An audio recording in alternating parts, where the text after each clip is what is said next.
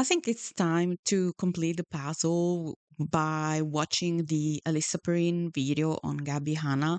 And basically, what kind of started all this like snowball effect of all the videos and all the allegations and all the comments and stuff like that.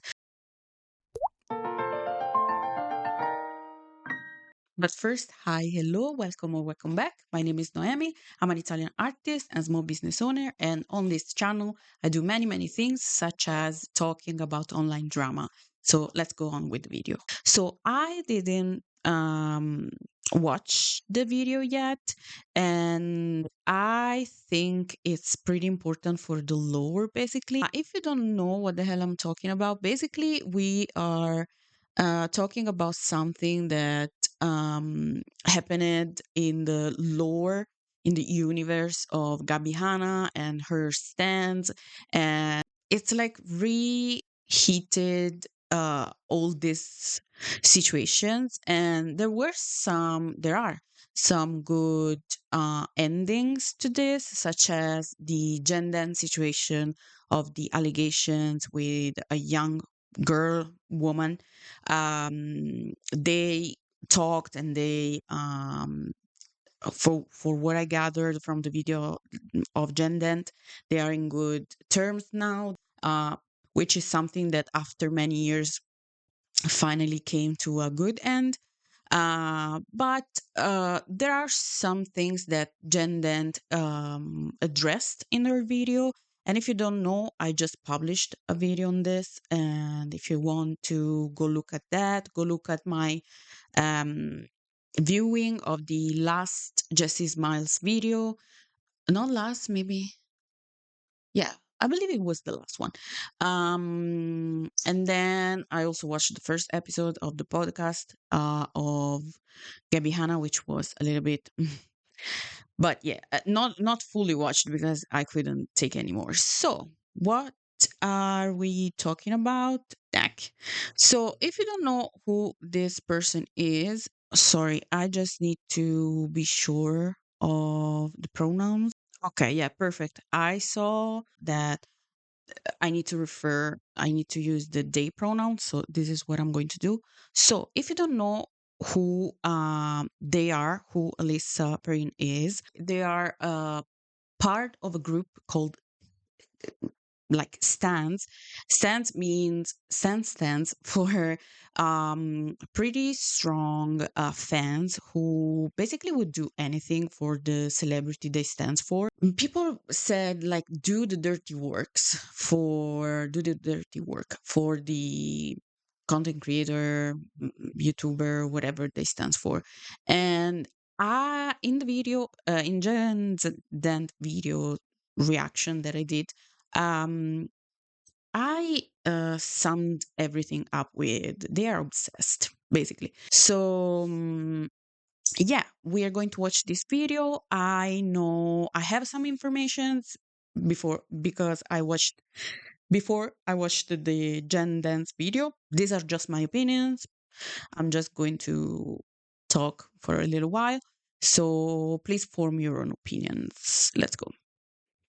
Being a fan of Gabbie Hanna's was genuinely fun at first. It felt like being in on something and understanding her in a way that other people just didn't get. There was this energy in the fandom, very protective, very defensive. It felt justified, you know? Like we were standing up for someone we genuinely thought was misunderstood. But I don't think we talk enough about the other feelings that were there at the time as well. Because low-key, we were really scared of her. And it wasn't this, she's so terrifying thing. It was like, you didn't want to be noticed for the wrong thing. You didn't want to disagree too loudly. I remember seeing how she responded to criticism, even small criticism, and thinking, okay, so this is what happens when you step out of line. And I told myself it wasn't fear, it was just respect. Besides everything that they're talking about, honestly, this seems a pretty good description of parasocial relationship between young adult, child. Jen Dan said that Alyssa was 18 back then. So they were kind of an adult. I would like to refer 18 years old, young adult, but still. Um, so they were part of this community of like small community, like few people blessed to be closer enough to Gabbie Hanna. And this is how the power imbalance starts. So you are there, you feel blessed that you are there, you feel blessed to be part of this group. I believe that two things can be true at the same time. You can be the abuser and abused. You can be the harasser and the rest. So I really want to make this clear. I'm not on anyone's side. I just want to give, I don't know, opinions, commentary, let's say, on what I see. I don't know. Alyssa, I really understand this speech, and you feel so blessed to be in that group that you don't want to literally step out of the line, because otherwise, because mainly stepping out of a line of the line means to be kicked off this special closed group. So you don't want to do that. You are so close to the celebrity that you love that obviously you want to be careful with every single word that you do, with every single action that you do. So until here I understand that. In Gabbie, it was her having boundaries, or whatever she wanted us to believe. There was also this unspoken rule that you don't call her out, because if you do, there's a very real chance she might unfollow you. And to us, that was everything. Like, oh no, a creator unfollowed you. But when you're in the Not a creator, I believe the creator that you are uh, mm, obsessed with, in my opinion. So yeah. midst of it, it doesn't feel small. Being followed by her meant something to us. It meant you were a good fan. You were on the right side of history. You were noticed. That this is what I believe it means. So you were not a number on the counter of followers. You were someone she noticed in the middle of all the people that follow her. So, and also this is why I believe um content creators, celebrities, stuff like that shouldn't approach fans like this. So people learned Wait, I will sped this up a little bit. 1.5? 1.5. really quickly what kept you there and what got you pushed out to the side. You could joke, you could defend, you could laugh along at her, but as soon as you got too critical, that's when things changed and she was no longer on your side. I know for me, there were moments I wanted to say something. Not even anything harsh, but I didn't, because I cared more about staying in her orbit than saying what I actually thought. And the thing is, Yeah, this is the parasocial, the grooming, it's harvesting a toxic relationship in order for the fans to be on your side either way, instead of growing a healthy community where there are people who can actually uh, call you out on something that is wrong, and also you can, sorry, damn, and also you can correct your behavior. So grow out of maybe your mistakes, but it's something that everyone knows Gabbie will never do, in my opinion. So it's not like nobody ever said anything either. People did, just not for long, really. Because once you called her out, it didn't turn into a conversation. It turned into silence. Like, complete silence. No likes, no replies, no notifications from her, nothing. Sometimes this happened for months. And and I know this sounds not important, but to us, when that is the thing we rely on, her just cutting that off, it feels very intentional. well, I understand that. Uh, I understand the dynamics, honestly, and it doesn't mean that it's. I think it's something that really should be studied. The dynamics and the like the mental toll that this behavior takes on fans. because it's like taking a drug, honestly. And I do believe that there are fans that are really affected out of this, which is something that I can comprehend when you are a child, when you are like adolescent, let's say. But when you are an adult, I think you need to sit down. If this happens into these dynamics, you are involved in these dynamics. I think you need to be sit down. You need to be sat down and have a talk with someone, because it's not healthy. It's not mature. It's not. Um, it's not something that mm, you should be involved with. I'm not saying that a child should be involved in it. No, when you are an adult, you should know better. This is what I wanted to say, but with too many words. One of the biggest moments for me, and the one that I tried not to think about too much because it was just so much, was the Rachel Oates book poetry thing. Because, oh my god, let's get into that.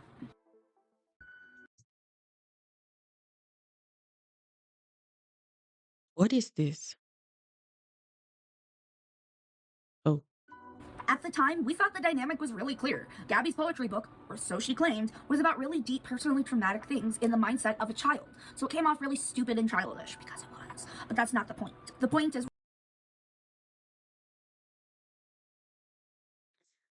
I feel the pettiness. It's petty, but still okay. Rachel made a parody book of this, and since we viewed it as a very traumatic book, we took this very badly. We were very offended by this. Like, why would you make poetry out of somebody's trauma? Like, not your own trauma. Not, like, you're making a joking book about somebody's trauma. Or so we thought. So people really defended Gabbie for this. But when I went back and reread Adultolescence without that framing in my head, some things really didn't line up. If something is being presented as a steeply trauma-centered work, you expect that to be reflected throughout. I remember when Adam McIntyre read some of this child. I was like, they wasted trees for this. But I believe every book is worth existing, because you can learn something from everything. So from this, maybe to not don't take it as a risk, in my opinion. It. And it just wasn't. Now, I'm not saying there's nothing personal in it. Don't get me wrong. There are some mental health poems that relate to Gabbie in the book. But I am saying the way it was phrased to us was not entirely true. And because of that, we framed Rachel like she had done something genuinely bad. When in reality, all she did was write a parody book about her dog. Her fucking dog. That's what we were upset over. Most fans didn't come to this. In my opinion, this feels. Let me see if I can make a good like the example that I have in my mind. Okay, so this feels like when I'm talking to my brother, let's say, on something that happened with my mother. And at first my brother is on my mother's side, but then when we are alone, like me and my brother, he turns to me and he says like, no, I was not on her side, because that what she did was kind of stupid. Like also the demeanor, let's say, the um it feels really, really like you can acknowledge that what you did in the past was childish, was dumb, was without because in that moment you thought that that was the most important thing for you in the world. So without um discrediting, how do you say it? Wait, discrediting. Oh, I knew the word. Crazy.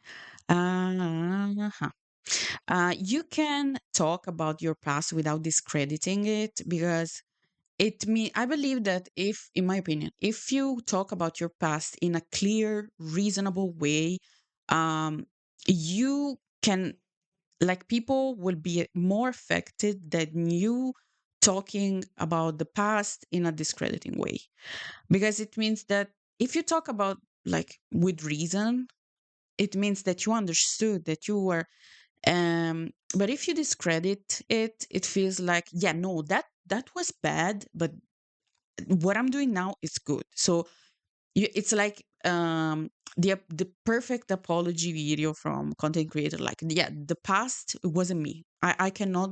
I don't know who that person is, which is stupid. So it's like taking accountability without taking accountability, in my opinion. Conclusion on their own. They were guided by Gabbie. And I think that's the first time I really realized we weren't defending her. We were being mobilized. At the time, even then I thought it was excessive. That's why I never really got involved. It was horribly wrong of Gabbie, but for years I felt slighted by Rachel for Is this the video where they talk about the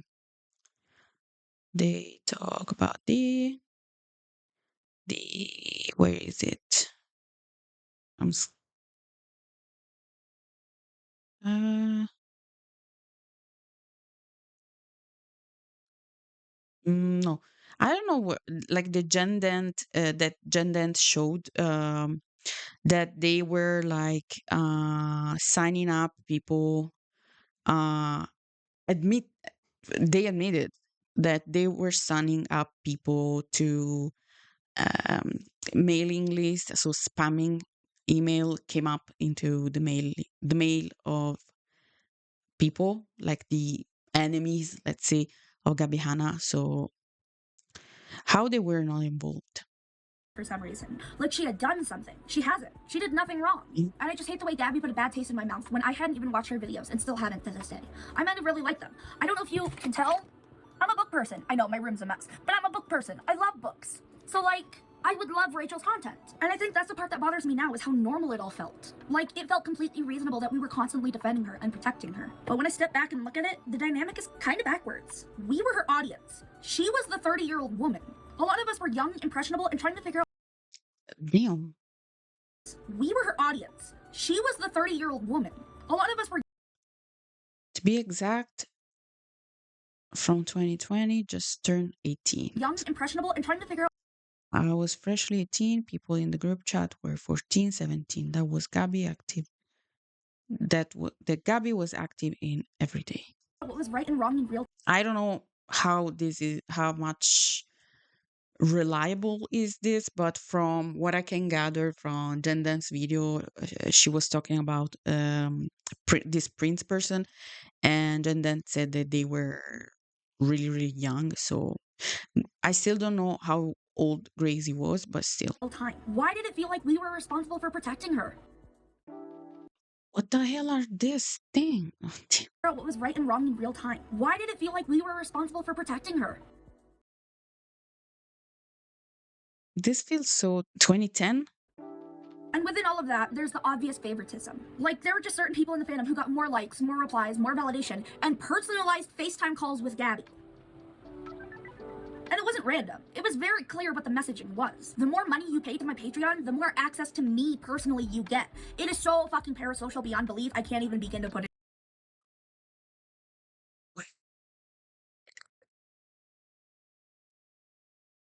There are many content creators that do this. Like it's not a content creator, it's an artist, but she has a tier on Patreon where you can you and obviously other people, you can all participate in a live stream Q&A all together, where they basically talk with you. There are other people, I believe, they also do like Zoom calls with many people together. Obviously that's a tier, you need to pay for that. But also to be on Patreon, I believe you need to be an adult.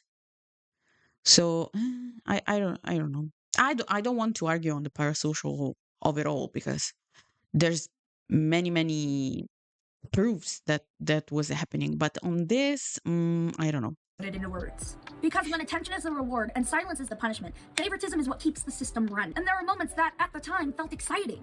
Like her inviting a fan over to her house. And let me be clear, I'm not talking about Nick, the guy from her Manic episode. Why did she do that? Is she okay? I didn't know about this until a couple of months ago. I went my entire fandom life not knowing about this. Do you know how jealous I would have been? That's not normal. I should not be jealous of that. That is, what the hell? Wait, what? About this. Do you know how jealous I would have been? That's not. I would have been. But then they I should not say be jealous of that. That I should not be jealous of that. Like now. is, what the hell? Are you kidding? And mind you, this person didn't just go to her house. She worked for her for a period of time, but a lot of people hire their fans. That's not actually as taboo as it sounds. It's the inviting the fan over to your house while they work for you. That type of power dynamic is kind of crazy. Looking back on it, it really blurred. I don't know how I feel about this. I feel weird that a fan went to Gabbie Hanna's house, but at the same time, if they were hired, maybe if they were hired first via, I don't know, Zoom call, wherever, and then they would have been invited to her house, maybe would have been better because there would have been a purpose. I don't know how I feel about this, but still. I understand that maybe, just maybe, speculation in my opinion, this could have been because we heard about this into the Gracie response to Jen Dent. I believe this person was called Rachel. I'm not sure. But maybe, just maybe, this Rachel was invited to Gabbie Hanna's place, allegedly, to piss off other fans, to maybe, or as an making the example, like, see if if you behave with me, if you are, I don't know, loyal, let's say, you can also achieve this. You can also come to my house. You can also have a job with me, stuff like that. So just maybe opinions. Honestly, I don't know the full dynamic, so I don't know. But yeah, no, it sucks. Besides everything, already when Gracie was talking about this, I was like, dude, what the fuck? The lines. We were fans. She was the creator. And I need to reiterate, so many of us were young. The friend I know now at 18 joined the fandom at 12. So when you already have a space of people trying to stay on her good side, we're afraid of losing her attention, constantly rewarded. Being invited into her personal life like that, it reinforces the idea that closeness is something you get by being the right type of fan. And I think the clearest example. Yeah, I understand that. I believe I talked about this also in Jen Dent's video, and I just said it. If you behave, if you are the perfect fan, you will have. It's the dynamic that we saw Gabbie Hanna acting out in the messages sent to Gracie, allegedly. And this is the perfect that, like, if you do something for me, you will be rewarded with this, and that, and you will have a more personal relationship with me. So yeah, nothing new, unfortunately. Example of all of this is how divided it became. There were different levels of access to Gabbie Hanna. It wasn't labeled in some dramatic way, like there was no specific, here's the access to me card, but we all knew it. We all knew it. There were fans she would FaceTime with, talk to directly, and build relationships with. And then there were people she wouldn't miss live streams for. People who were still showing up, just at a lower level. Same fandom, very different experience. I didn't see it at the time. I'm impressed just noticing it now. Maybe they will do it later. I don't know. About the not showing any proof. I'm amazed about that, honestly.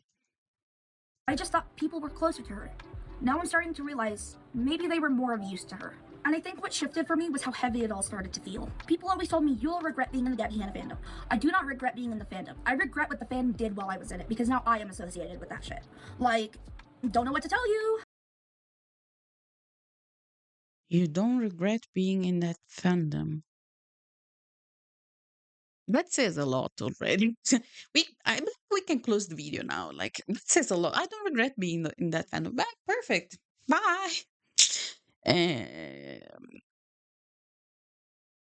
It's like talking about being associated with, or even being a friend of a person who turns out as a really bad person, who maybe did some shit, who maybe perpetrated those shit in through the years, and you saying, yeah, I was okay being their friend. Yeah, that's okay. Doesn't feel like accountability. No. Like, I can't apologize for them. I'm not them. And then there were times This is killing me. I don't know what to tell you. Like, I can't apologize for them. I'm not them. Oversharing. Segment. Ooh. And then there were times on Patreon where things got really personal, like darkly personal, talking about in detail how much she was struggling and how she was feeling and how successful she was. And now I'm not saying you shouldn't talk about mental health. That's not the issue. The issue is who she was saying it to, a very young, impressionable audience. Because this isn't a private support. Yeah, we saw the same thing happening into, again, the messages sent to Gracie.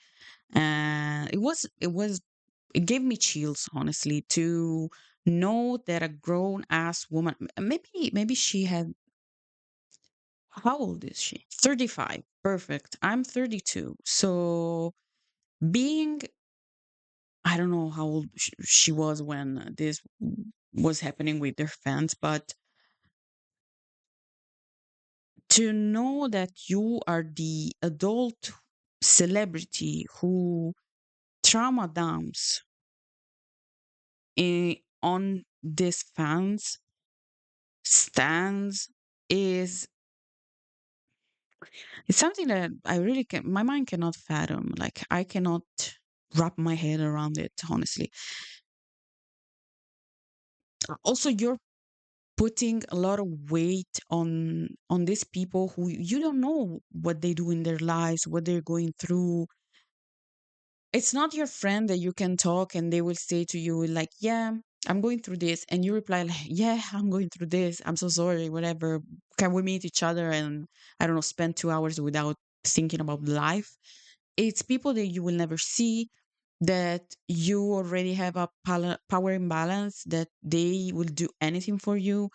And also these people, minors, child, impressionable, noticing that you are unhappy, they would be more aware of how they act, they can do for you. So I don't know. Support system. It's a group of fans who are already emotionally invested in this person. And it created this atmosphere where people weren't just supporting her. We were worried for her safety. Swear I didn't watch this video. Worried that if we didn't say the right thing or show up enough or support her enough, then something bad might happen to her. That's a lot to carry, especially as a fan. It's like kick rooming all over again. And when you combine that with everything else, the hierarchy, the need to protect her, the favoritism, feels a lot like emotional labor. Support should not feel like you're responsible for keeping them alive. Like, as a fan, that is not what support should look like. At a certain point, it stopped feeling like you could criticize her at all. Not because of the backlash or the favoritism, but because we seriously thought she was going to hurt herself. So instead of questioning things, we overcorrected. So we defended her harder, louder, and more aggressively, because it seemed better than the option of what could have happened had we not. And there were moments where it didn't feel passive anymore either, like when she was misgendering Trisha Paytas. We were expected to step in, defend her, and correct the narrative. When everything was happening with Trisha, I did speak up. And it was not aggressively either. I said it.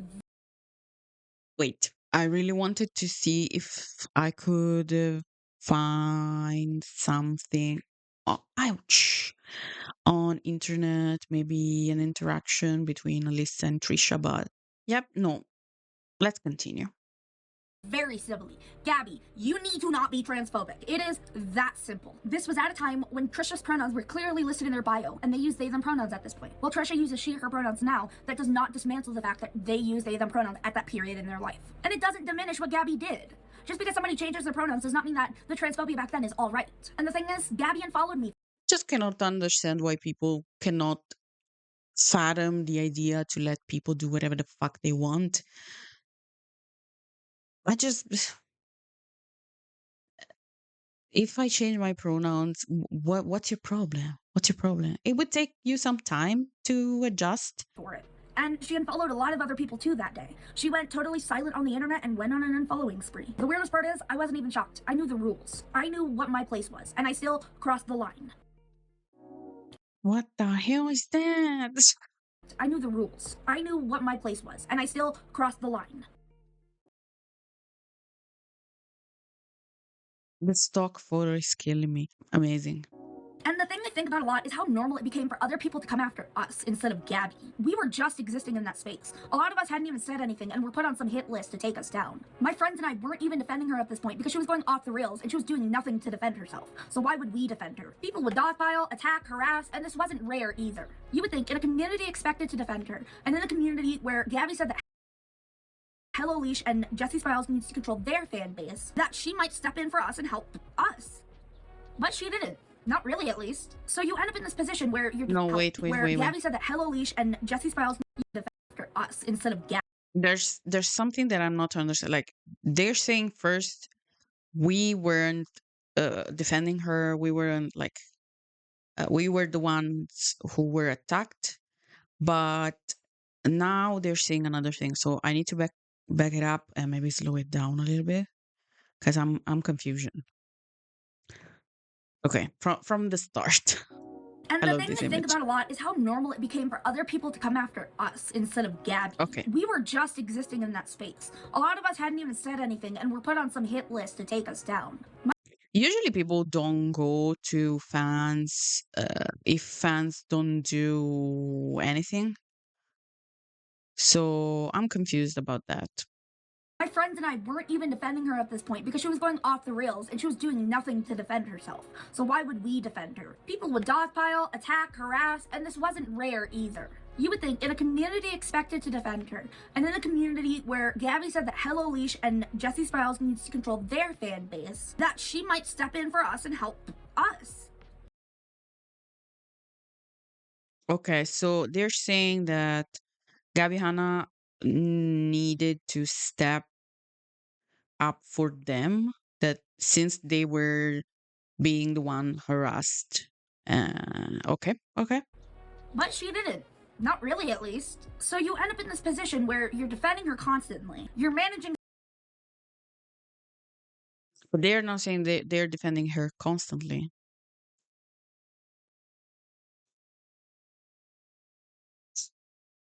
I don't know. How you act so you don't get cut off. And at the same time, you're completely on your own. And I remember just taking it because that's what being a fan felt like. But looking back, that's not loyalty. It's cowardice. A lot of us were. No, it's time wasted. Besides everything, besides if we want to talk about loyalty, all this thing for a person on the internet, whatever. In my opinion, it's a dumb, a dumb use, a stupid use of your time. Honestly.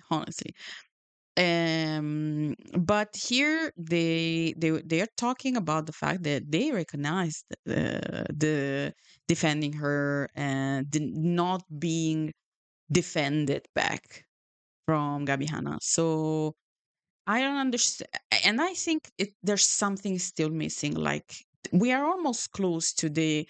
It was stupid. It was really stupid. But we even talking about cowardice. Okay,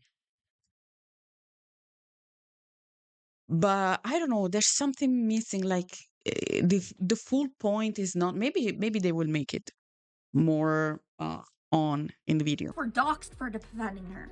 Some of us were outed to our families for defending her. People contacted my dad for defending her. They got his contact information and texted him. And again, in a fandom where we're expected to show up for her, that level of expectation was not reversed back onto us. I'm not saying she controlled what other people did, but I am saying that environment existed because of her, and we were the ones who had to deal with the fallout. Mm, I believe that everyone here has a fault. And I don't want to talk about minors because minors, it's a whole nother level. But for sure, Gabbie is at fault, the biggest fault here, honestly. But to have fans that are adult and they choose to um, act out to be part of a like troops, um, I believe the saying was not my fault. Like I was there just to be there. It was other people's fault. It's not actually understanding the situation fully. It's just saying, yeah, this kind of things happen sometimes, but the biggest thing to focus on is the fact that Gabbie was not there for us, which was like it's something that I believe it's not important at all. It's not relevant, irrelevant, relevant because if you are smart enough to understand that Gabbie Hanna is not defending you guys, you should be also smart enough to get the fuck out and not be there for this person, and to understand that, oh, what I was doing during this time was dumb. I could have used my time to do other things. When I look back at all of this, I don't think any of it is random. It worked the way it worked because it benefited her. We were younger, more reactive, and more loyal. We were willing to jump in and attack someone we Not an excuse, not an excuse at all. It's like excusing young people, young adults to stupid behavior, shitty behavior, aggressive behavior, fatal behavior just because they're young. No, no, no. No, no, no. we cared about without fully thinking it through. And she didn't have to defend herself publicly because we were already doing it for her. We were the ones arguing, getting harassed, and getting doxxed. Well, she got to stay just far enough removed from it. And she's the celebrity. If even if it's not fully true, because she was dragged down by many people, she was exposed, she was people was starting already to understand what type of person she is, in my opinion. But to say that she went away so she was safe while you guys were like fighting this war for her, it's stupid, because for sure she had her share of shit coming, but at the same time, no one, you didn't have a gun pointed to your head. You weren't like, you were into a really toxic relationship, uh probably groomed, but at the same time, I believe it's fair to say 50-50, maybe a little bit more on the side of Gabbie, since she was the celebrity, so more power to her. But to just say, that was not my fault, I was just there standing up for her. No one, it's not required by law for you to do that. So you choose willingly, you take the consequences willingly. And I think something that gets overlooked in all of this is how long we stayed. And I don't mean that the way you think I mean that either. Hear me out. There were long stretches on Patreon, I didn't think anything. especially, where she just wasn't there, but kept charging people for their fucking money. Months, sometimes close to a year. And people didn't leave. We waited, which, yes, is our own fault. But she should have Exactly. paused subscriptions. We kept expecting No. her to come back and pick things No. If people, Patreon is the perfect example of this. Like, if you are on the side of someone and you wait and you wait and you wait and you get charged for, it's up to you. It's on you. If you notice that this person has been missing for 1 month, 2 months, but you know that this person is fine, it's alive, they just don't post, it's up to you to, maybe you can report it, like, this person is not posting but it's taking our money, but still you have the right to choose to get the fuck out. up eventually. We waited because that's what a good fan looked like. She would disappear for months at a time, sometimes years, and then come back and expect the same loyalty. There's a reason her albums flopped. Like a real reason they didn't chart. And it's not because she didn't promote them, it's because she ruined the loyalty with her fan base. And now we don't want to stream them even. But that doesn't change the fact that we were expected to hold everything up. And it wasn't just about her being gone. It was about the fact that a lot of her Patreon was tied to, if you subscribe, I will do this. She made specific promises and then did not fulfill on them. Yes, exactly. You can send a report. Like, you can report it on Patreon. Like, I'm paying for a tier and I have nothing in return. So I'm pretty sure that violates some, if not all, the rules of Patreon, because unless in the tier there's explicitly written in a explicit way, precise way, damn, from this, like, you will pay this tier just to support me, you will have nothing for change, like, in return. Unless it's written like this, you can report. Music videos, content, things that were supposed to be funded by our support. Things that just never really happened. We kept waiting and assuming it was coming eventually. We kept giving her the benefit of the fucking doubt, and I don't know why. She gave us no Because you were under kind of a spell of your most loved celebrity, like yeah, like the celebrity that you love the most. Sorry, reason to trust her. And I get it, words. things happen and projects fall through, but this was not that. It kept happening and nothing was ever addressed. It became a pattern, and it wasn't just Patreon. For years there were promises of new music called This Time Next Year coming out, with specific songs on the album. She promised that things were on the way. And then when she released it, they were shitty little voice note versions. It was not good. I swear on my life, there were certain fans sending her $50 filming, like, music video shoot locations that she could film at, and she was just like, no, I don't think I'm going to. Again, this feels petty, and this feels more, besides an expose on everything, this segment at least feels like an unhappy fan, which is totally fair. You can do that.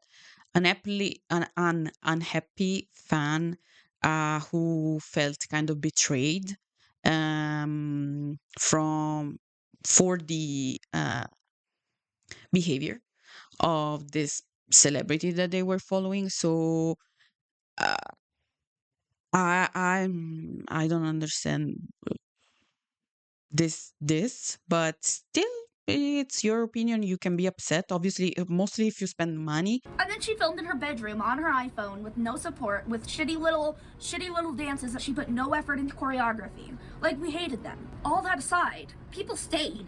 People kept believing Again, that's on you. things were coming. By this point, waiting had kind of become normal. The fan was Gabbie Hanna. These images are amazing. I think the hardest thing to admit is that we were all doing this in her name. A lot of it was framed as defending her, correcting misinformation. But in practice, it often turned into going after other creators, dogpiling, arguing, pushing back in ways that didn't always feel reasonable. And the thing is, it didn't even feel wrong at the time. That behavior wasn't shut down, and if anything, it was reinforced by Gabbie and the fandom itself. When people went hard for her, they got attention from anti-Gabbie Hanna fans. But we also got validation from peers, recognition from Gabbie herself.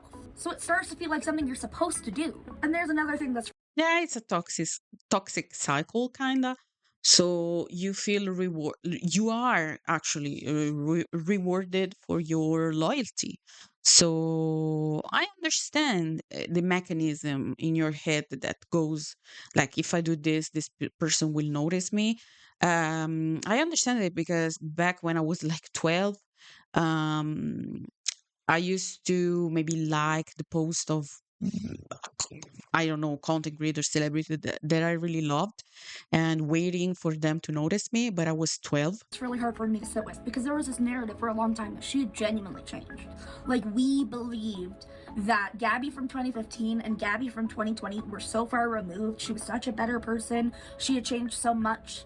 And then I look at Gabbie in Toxic relationship 2026 works and I'm like this. well, someone doesn't regress that much in 6 years.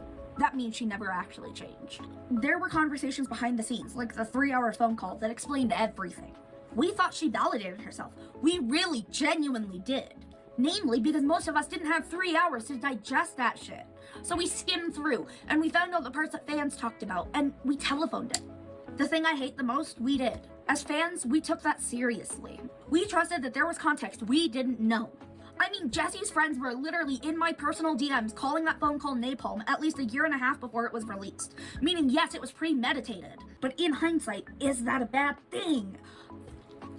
In the moment, we were like, if it's premeditated, how truthful can Jessi be? I'm confusion. So they're talking about the phone call, 3 hours. I listened to that phone call sped up on YouTube. I'm pretty sure back then it was not on YouTube, it was on Twitter. Released on Twitter by Jessi Smiles, I believe. I'm not sure. But I listened to that phone call sped up while doing other stuff with my headphones. So, if you're curious enough about something, you will find the time. First. Second, I don't understand why people think that if something like, for example, the Jen Dance video came now after years of not talking about this. And in my video, I said it like, why now? But in the sense that, and I explained it in the video, um I don't understand why people are so obsessed with timelines. Like, if you don't do that in this certain time, you are not, the things that you do, the things that you say are not valid enough. I don't understand. I really don't understand. And but again, they were stans. They were obsessed. Obviously, they were kind of, in my opinion, and allegedly, they were kind of made to think on the Gabbie side. They were not uh, uh, capable to look on other side or other perspectives in order to not fail their favorite celebrity. Really? Really? Like, I look back on my own thought process and I'm like, oh, I was so brainwashed. This is a cult. But the way I was thinking about it is, why would I receive information about this? I believed it was things that had been resolved that I'm not privy to. But the more I think about it, the more I question it, as I should. After Gabbie's Patreon group leak, I can't look at that phone call the same way anymore. I can't. It's forever changed. We didn't hear that conversation for years, but Gabbie knew it existed. We didn't see what was said, we were just told what happened. But the behavior that she was showing after the fact didn't really.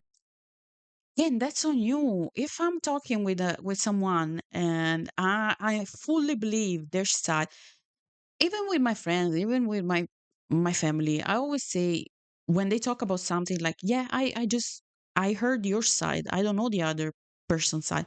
So that's on you. Like, this is emotional, like, to be mature enough to understand how dynamics into relationships works. So if Gabbie told you guys, yeah, I had this 3 hours conversation with my Jessie Smiles, and we talked about this, and that, but I said to her like this, and that, and I had the upper end and whatever, and you guys believed her, that's on you.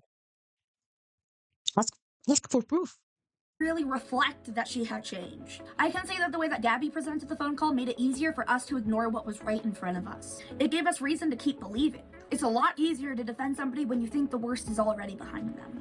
The thing that stayed with me the most was what Certain phrases that they say during this video are killing me. It's like specific phrases taken out of context to make this video dramatic. I don't know how to explain it. It's like the most dramatic phrase that an actor will say in a movie, like with the music and stuff.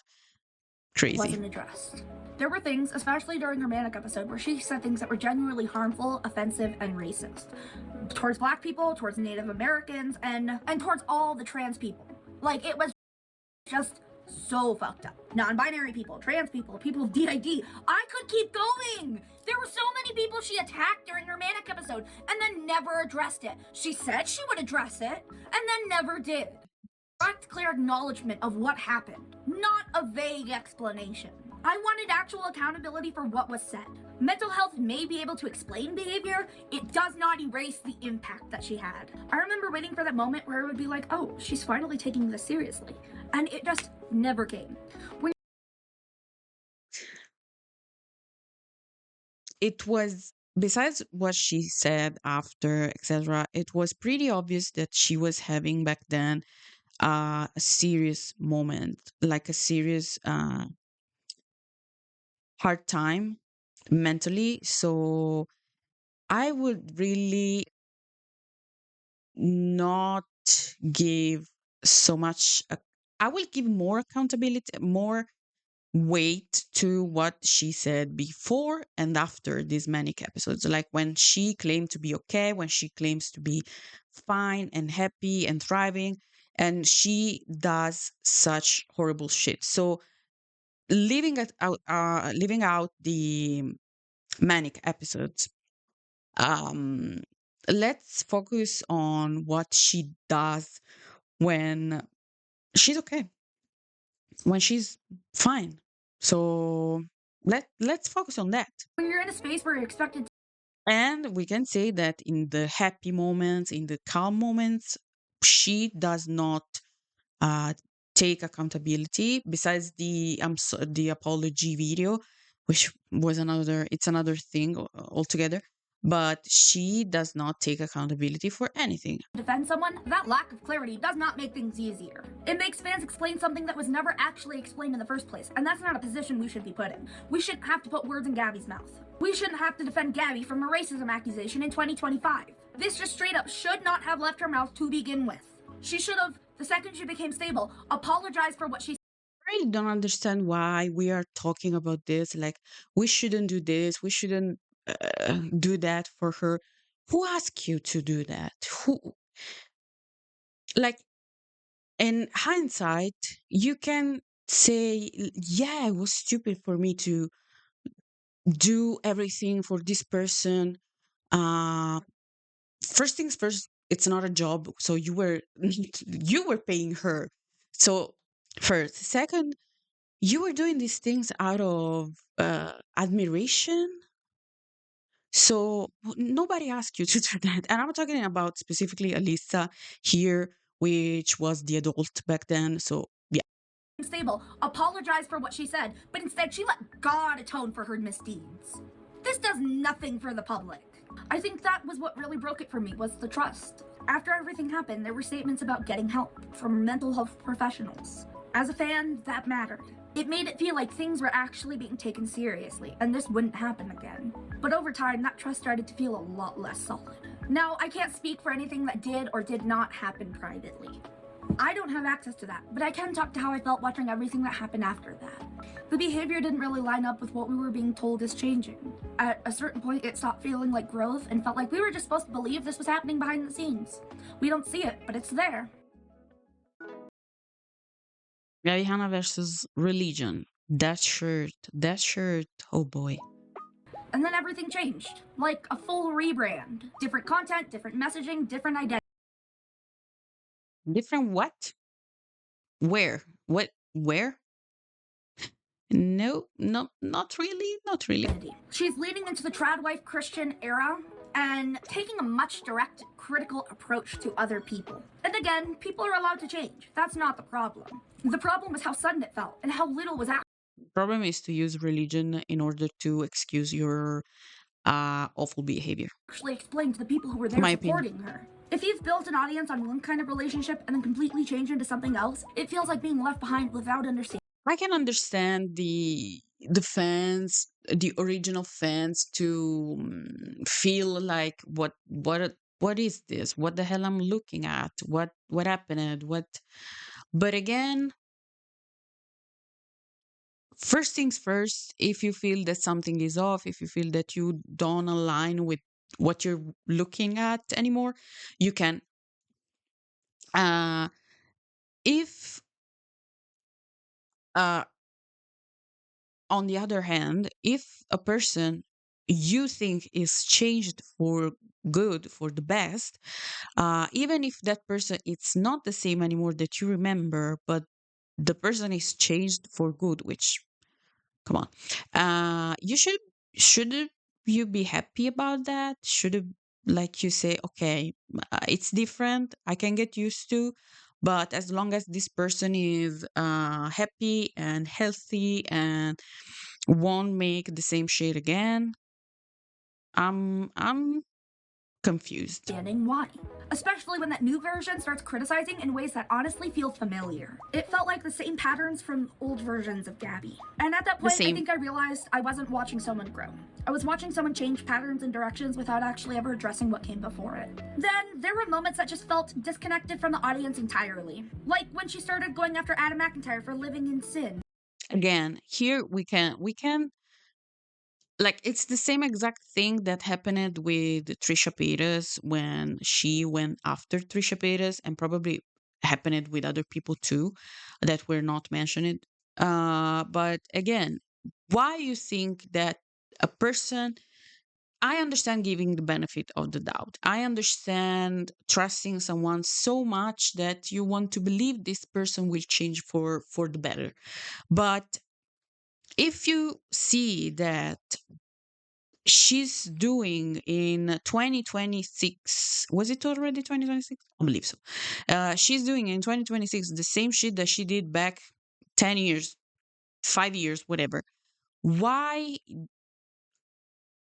use even the first time when someone does some shit like that that do not align at all with your beliefs, with even if you're a fan, dude, I unfollowed celebrities that do not align with my beliefs, political beliefs, political human rights mostly, and they were people that I really really loved, like uh I'm about to do the stupidest example. There's an actress from Law and Order Special Victim Unit, not Mariska, by the way, that I really, really loved growing up. And then I discovered that this actress is insane, insane, and this person does not align at all with what I believe and what I stand for. I will never, not even follow this person. I don't want to know what this person is up to. I don't care. So already giving one chance to this person was something, which fair, you can do whatever you want. But watching the past coming back and repeating itself uh, should have opened your eyes, all the fandom. The audience she built, the people that were there to support her throughout all of this, are majority gay men, lesbians, and trans people. So seeing the messaging aimed at someone like that did not feel out of place. It felt like all of the people who had been there this entire time weren't being considered at all. I remember watching and thinking, who is this actually for? Who watches this? Because it wasn't just a change in content, it was a shift in value. From what I gather to via comments, etc., people who are extremely religious in their words, and who are who use the religion as they know for sure what's true and what's false and what's right and what's wrong. Values entirely. No matter how horrible of a person Gabbie was in 2018, she was socially aware. She supported trans and gay people and supported Don't make me start. Black Lives Matter. For us, she did the bare minimum. She was amongst the people who were on the right side. And this phrase here, it's what I am talking about. It feels kind of naive for Alyssa to even point out at these things, because if you understand the true character behind, which many people are talking about, behind Gabbie Hanna, you will never say something like, but she was supporting trans and black women, black women, sorry, black lives, black people. um, you will never say something like that. You will say everything that she did in the past was, in my opinion, fake support in order to gather a new piece of audience, like to expand the audience in ways that were not fully explored back then, because in 2018 still was it was something. But it's marketing. It's like the pride, how they say, the pride washing, that like in June every brand becomes um, it changes for the Pride Month and stuff like that. But they're faking it in order to gain customers, honestly. So you shouldn't be so surprised. You should have said, "Oh, I should have seen that comment." Like this was already a sign back then. Right. Look at her. On the right side! Like, hello! That's the part that says the most about how it ended. The fandom versus the sunk cost fallacy. Feels like I'm watching a PowerPoint from back in the days. Also, I don't know what the sunk cost fallacy is. The downfall actually started in 2021. There wasn't some huge fallout in the fandom where people made massive cancellation posts. People just slowly started to leave in waves. At a certain point, it Thank wasn't God. even anger anymore. It was disappointment. I felt it and I saw it in other people too. Because when you support someone, defend them, and watch and expect them to grow, and then nothing changes, You just stopped showing up. The hardest part about this is realizing how long I stayed. How many times something didn't sit right Fair. with me and I still found a way to explain it. How many times I chose to defend someone instead of listening to my own instincts. I wasn't just watching it, I was a part of it. I helped defend her. I participated in a space that, looking back, wasn't healthy for me or the people around me. I lost 70 pounds and developed a stress ulcer from the emotional turmoil of all of this. I had a CPTSD response to being doxxed and harassed by literal YouTubers. Why was Cody Rance making videos about me when Not coherence of it all. Whew, I didn't know this part of the lore. Oh, what another piece of the puzzle went in place in my mind. Ooh. and I was the one getting doxxed and harassed? Cody Rance, they're children. And I don't think that makes me a bad person. I just think I have to be honest about it now. I have to be honest about what it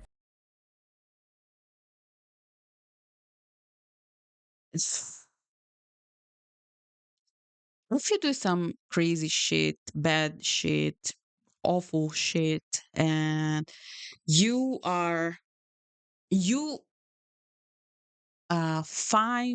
find yourself able at a certain point to admit that, yeah, I did this all this shit, I did all everything, and for this person I was the perpetrator of these awful things to other people.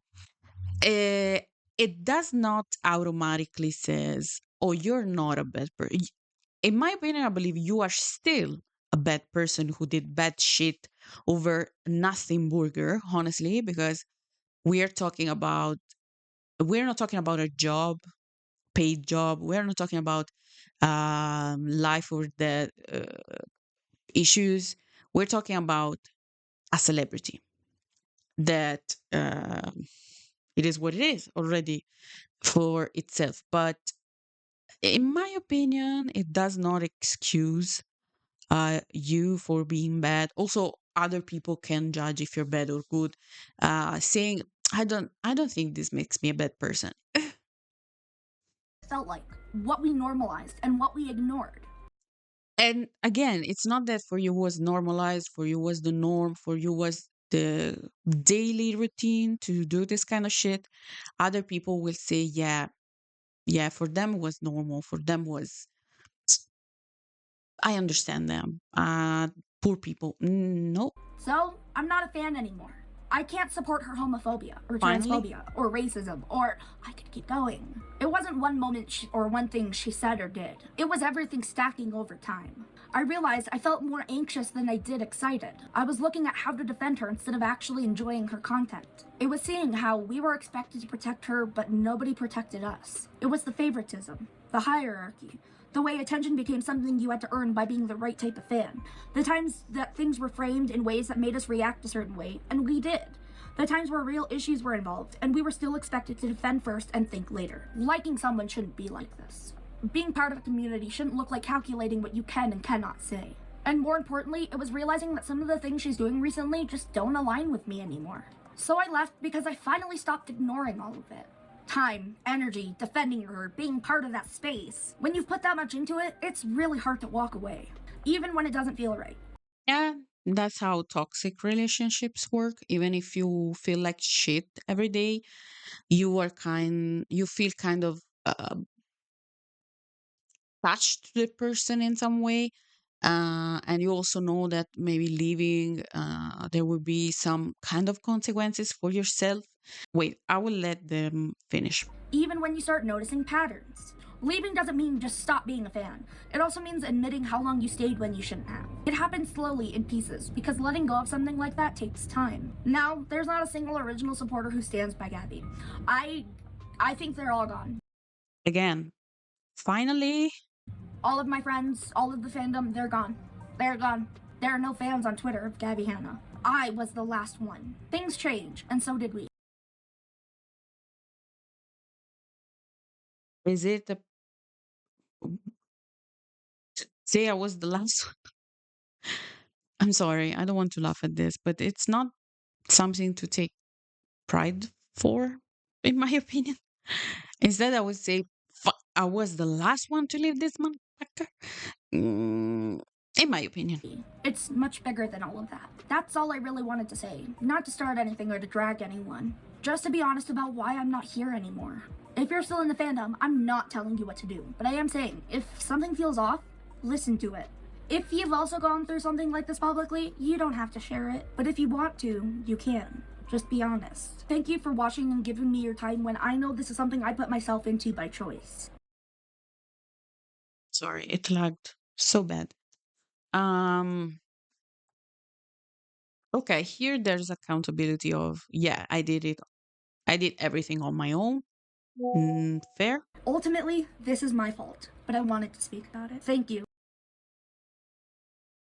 and goodbye. Okay, so final thoughts. Final thoughts. I really said mostly everything that I wanted to say through the video. So maybe with time, things will, like in Alyssa's mind, things will evolve even more and they will form more opinions on this, like reflecting on what's happening, what on what they did. Personally, this felt more like a video talking about not accountability, not what the fandom did precisely. Also, this is why I was talking about there. It feels weird that there are no proofs because usually expose videos uh, are like this, but this felt more like yeah, I'm not a fan anymore. The end of the video was the main subject of the whole video. Also, it feels more like it was her fault that she wasn't there for us while we were basically harassing people for her, or basically being there for her, paying her for Patreon.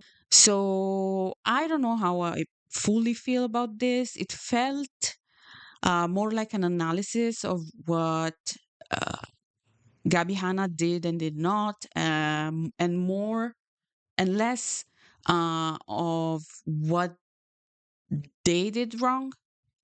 But again, mm, e- everyone's truth is different. So I'm really happy to have watched this video after the Jen Dent video because I had more context.